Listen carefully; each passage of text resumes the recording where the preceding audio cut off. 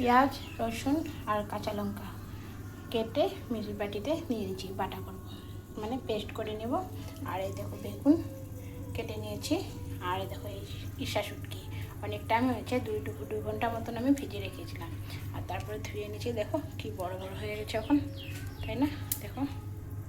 আর এখানে কড়াইতে তেল দিয়ে দিচ্ছি, গরম হয়েছে, এখন ভেজে দেবো মাছগুলি। দেবো মাছগুলি ভেজে নিচ্ছি ইসা শুটকিটি। আর দিয়ে কাঁচা লঙ্কা, পেঁয়াজ, রসুন দিয়ে ওখানে মিক্সিতে পেস্ট করে ইসা শুটকিগুলি আমার ভাজা কমপ্লিট হয়ে গেছে। আর এদিকে আমি পেস্টও করে নিয়েছি, এই দেখো পেস্ট করা কমপ্লিট। এখন আবার কড়াইতে একটু তেল দিয়ে দেব, আবারও তেল দিয়ে দিলাম। দেখো কালা কড়াই না, দেখা যাচ্ছে না তেলটা, তাই না?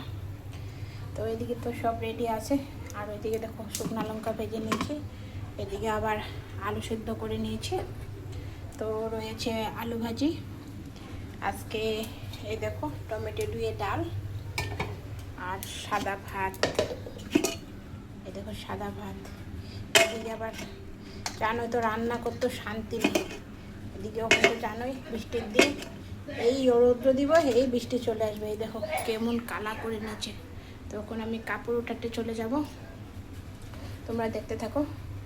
এই দেখো কড়াই গরম হয়েছে, এখন আমি মশলাটা দিয়ে আগে বানিয়ে নিই, তারপরে কাপড়টা উঠে আনি। এই দেখো মশলাটা দিয়ে আমি একটু খাওয়ার জন্য রেখে গেলাম। এদিকে বৃষ্টি আসছে যে,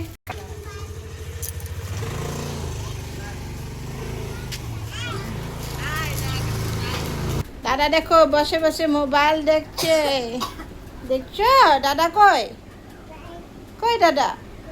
এই যে দাদা, এই দেখো। আবার চলে আসলাম রান্নাঘরে, মশলা হয়ে গেছে। তো এখন আমি দিয়ে দিচ্ছি বেগুন, কেটে রাখা বেগুনগুলো। তোমরা কে কে চিংড়ি শুটকি খেতে ভালোবাসো একটু কমেন্ট করে জানিও তো। আর আমি কিভাবে রান্না করলাম তোমরা দেখেছোই, তোমরা কিভাবে রান্না করে একটু কমেন্ট করে জানাইও। আর আমার রান্নার ভিডিওটা যদি তোমাদের ভালো লাগে, একটা লাইক, একটা কমেন্ট আর একটা শেয়ার করে পাশে থাকো।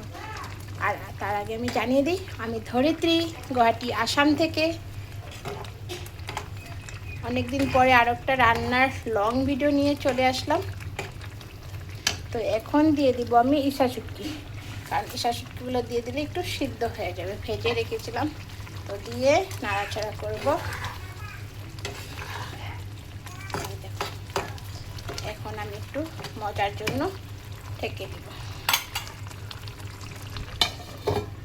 আর এদিকেও তোমরা দেখেছোই টমেটো ডাল, মানে ডালের সাথে আমি আলু সিদ্ধ দিয়েছিলাম। তো এখন আলু সিদ্ধ মেখে নেব। লঙ্কাগুলি তো দেখেছোই, এই দেখো শুকনো লঙ্কা দিয়ে যে আলু মাখা খেতে কিন্তু দারুণ লাগে, তাই না? এই দেখো আমার শুটকি রান্না কমপ্লিট হয়ে গেছে। এখন নামিয়ে নেব আর ভাতের সাথে খাবো। কে কে ইসা শুটকি বেগুন দিয়ে ভালোবাসো কমেন্ট করে চলে আসো আমার পরিবারে, তো খেয়ে যাও। তো এখনের জন্য বাই বাই, টাটা। আবার নেক্সট ভিডিও পরে দেখা হবে। এখনের জন্য বাই বাই। ভিডিওটা যদি ভালো লাগে লাইক কমেন্ট করে পাশে থাকুন।